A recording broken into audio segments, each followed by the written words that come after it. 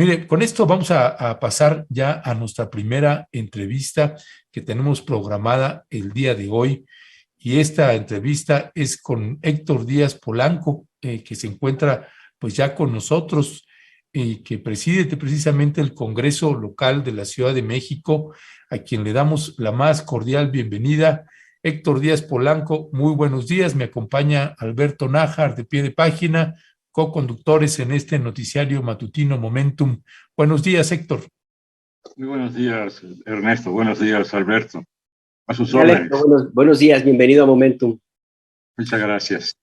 Pues Héctor Díaz Polanco, algunos y particularmente a la gente que luego no es de la Ciudad de México, pues tal vez le pasó de noche o no esta solicitud de incremento que se hizo por parte del Instituto Electoral de la Ciudad de México y que ha sido tanto al nivel federal, también al nivel de entidades federativas que piden más y más presupuesto para cumplir con sus funciones. Pero pues para buena de todas y todos, pues el Congreso local, pues logró una suspensión contra el fallo del Tribunal Electoral, y esto pues a través del Poder Judicial, de este Poder Judicial local que les otorgó una suspensión provisional precisamente contra esta pretensión del Instituto Electoral de la Ciudad de México. Cuéntanos, Héctor, ¿de qué va esto? En primer lugar, destacar este punto que señalaste al principio.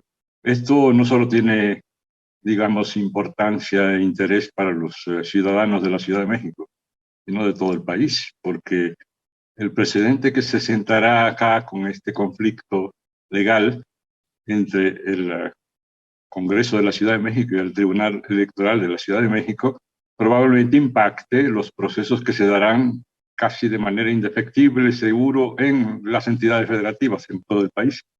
De tal manera que lo que aquí se decida tendrá una influencia. ¿Qué es lo que está en juego? Lo que está en juego es quién tiene la competencia para definir los presupuestos de los organismos en general y en particular de los organismos llamados autónomos. La pretensión de la oposición, sobre todo panista, es que el tribunal puede sencillamente, el Tribunal Electoral, mediante un recurso, una sentencia, determinar que el Congreso modifique lo aprobado en términos del presupuesto.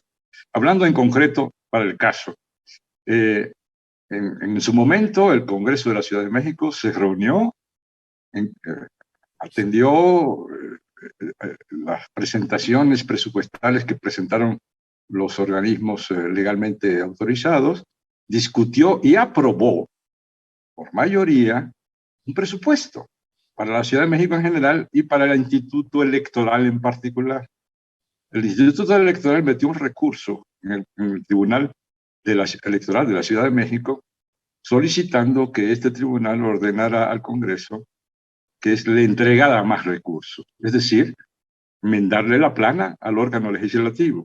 Para sorpresa de todos, el Tribunal Electoral decidió intervenir y, en efecto, emitió una sentencia el 15 de junio de este año, ordenando al Congreso de la Ciudad de México que revisara su decisión y que entregara una cantidad determinada, incluso con números exactos, de presupuesto al Instituto Electoral de la Ciudad de México, que alega que con el presupuesto que tiene no puede realizar sus funciones. Lo que alega el Congreso es que el presupuesto que le asignó es suficiente para realizar sus actividades y, desde luego, un marco de austeridad republicana en que estamos todos, no solo el Instituto Electoral. El punto de la controversia es, por lo que se queja el Congreso de la Ciudad de México ante la sala constitucional del Poder Judicial de la Ciudad de México, es de que el Tribunal Electoral no tiene facultades para intervenir en materias que no sean justamente electorales. Y que lo que está en juego, en discusión, es una cuestión de orden administrativa presupuestal. Porque el tribunal actúa más o menos con esta idea, según se desprende de la sentencia, de que por tratarse de la naturaleza electoral del que presenta el recurso, es decir, el Instituto Electoral de la Ciudad de México. Solo por esa razón, entonces, la cuestión en litigio es de naturaleza electoral, pero no es así. El Instituto Electoral podría incluso llegar a presentar un tema de debate con sus trabajadores, y eso no sería materia electoral, eso sería materia laboral. O podría verse inmiscuido en un asunto de carácter penal, y solo porque sea un instituto electoral no se trata de materia electoral. Eso es lo que alega el Congreso y presentó un recurso ante la Sala Constitucional de la Ciudad de México que determinó dos cosas fundamentales. En primer lugar, determinó admitir la queja, porque encontró algún fundamento en la queja. En segundo lugar, suspendió la ejecución de la sentencia del Tribunal de la Ciudad de México. De tal manera que ahí está la situación. Dos puntitos. Eso ha puesto en condición de prácticamente alarma y vociferan todo género de asuntos, incluyendo amenaza por parte del PAN en la Ciudad de México, incluyendo insultos contra el tribunal. Y por otro lado, que es un caso del que podríamos hablar un poquito más después, de lawfare en la Ciudad de México. Es decir, uso de los instrumentos judiciales para tratar de imponer un punto de vista. En el caso en que estamos hablando, no pudieron lograr en un debate democrático en un congreso, que es en donde se deciden estas cosas. Y lo que se decide es lo legal y legítimo, en términos de la mayoría de los que... Pero para los panistas, lo admisible no es lo legal y legítimo, sino lo que ellos opinan. Y si ellos opinan en contra de esta decisión democrática, se oponen a ella en los tribunales. Y eso no es posible. Bueno, pues nada más ver quién lleva la defensa o la voz cantante de parte de Acción Nacional en este tema, Héctor. Ni más ni menos que Federico Dorin. Hay que recordar el papel tan lamentable que ha hecho históricamente este político local, con varios casos ahí de una forma muy artera, muy sucia de llevarla y entender la política. De eso se caracteriza Federico Dorin, pero bueno, ya cada quien tiene sus propios problemas internos allí. Acción Nacional, porque lo tiene, pues ellos sabrán. Pero fuera de eso, de este comentario personal, por supuesto, mi querido Héctor Díaz Polanco, para quedar claro, entonces el Congreso obtuvo un amparo para que no se acate la orden de que se tiene que incrementar el presupuesto para el Instituto Electoral de Ciudad de México. Hay por ahí algo que me causa confusión porque no lo acabo de entender. Entiendo que el Tribunal Electoral del Poder Judicial de la Federación ya había establecido alguna especie de jurisprudencia sobre este tema. Hay algunos medios como el Universal que incluso dicen que el Tribunal Electoral ya dio marcha atrás a esta decisión del amparo, pues, o ya dijo que simplemente tiene que acatarse el incremento presupuestal. ¿Nos pueden aclarar un poco esto? ¿Puedes aclarar esto, Héctor? Sí, ellos contribuyen, incluso a través de algunos órganos de prensa, a fomentar la confusión en la ciudadanía. El asunto es muy claro. Un tribunal particular, el de la Ciudad de México, electoral, decidió emitir una sentencia ordenando al Congreso de la Ciudad de México realizar actos en materia presupuestal, invadiendo las facultades constitucionales, tanto de la Constitución Nacional como de la Constitución de la Ciudad de México, que indica que eso es facultad exclusiva del Congreso de la Ciudad. Entonces, el Congreso de la Ciudad presenta este recurso de inconstitucionalidad ante la Sala Constitucional del Poder Judicial de la Ciudad de México. Por otro lado, el Tribunal Electoral Federal emitió una sentencia en relación con otros recursos que habían presentado el Congreso, los órganos de gobierno de la Ciudad de México. No tiene nada que ver con este otro asunto, porque en este caso se trata de un tribunal constitucional que suspende la ejecución de la sentencia del tribunal local, del Tribunal de la Ciudad de México. La sentencia del tribunal decía que se debería ejecutar la orden de su sentencia antes del 7 de junio. El 5 de junio, 2 días antes, la Sala Constitucional emitió su sentencia ordenando que se suspendiera la ejecución de la sentencia. Así está, es un asunto perfectamente legal que tiene que ver con las jerarquías de los tribunales jurisdiccionales y que está perfectamente asentada. Más aún, la Sala Constitucional ordena que no se, al Tribunal Electoral local, que por ningún motivo se intente ejecutar la sentencia hasta que la Sala Constitucional defina el asunto del recurso que presentó el Congreso.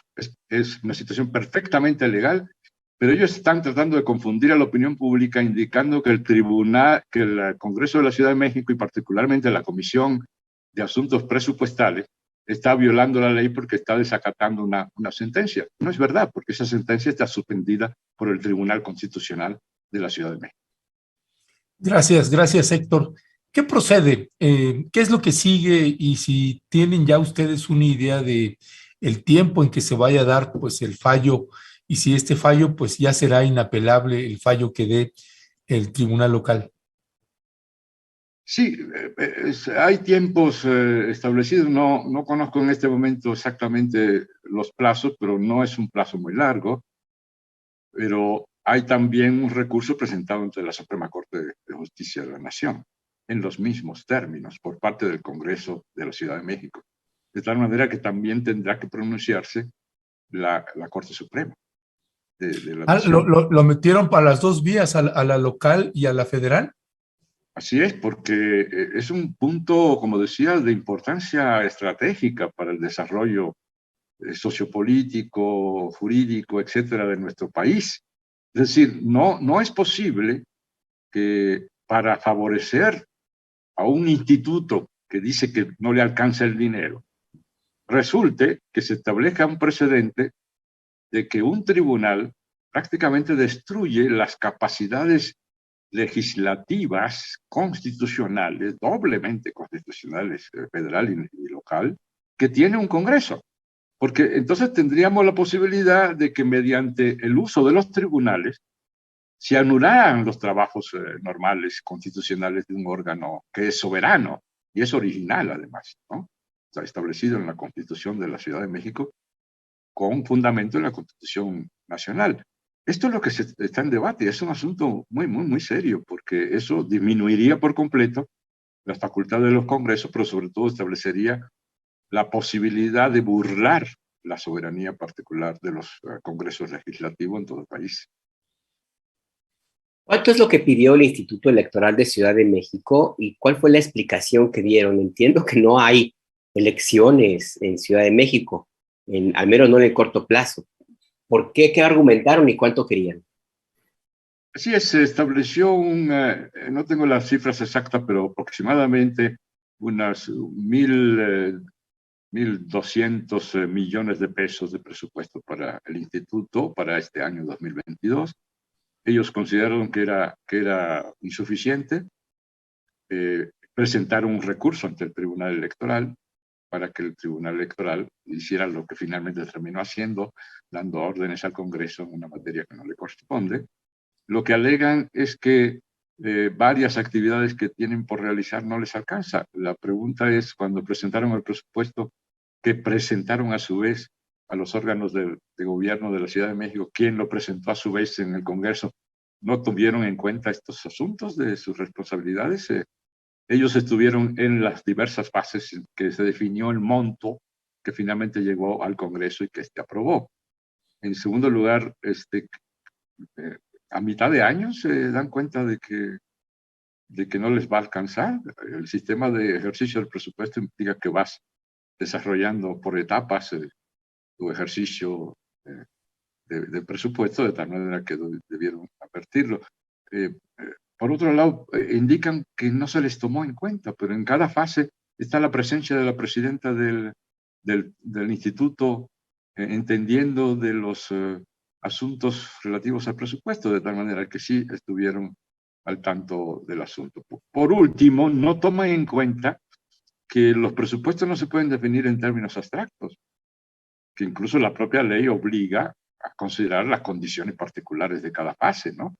Estamos en una fase en donde todavía los efectos de la pandemia gravitan sobre todo el país y particularmente sobre la ciudad.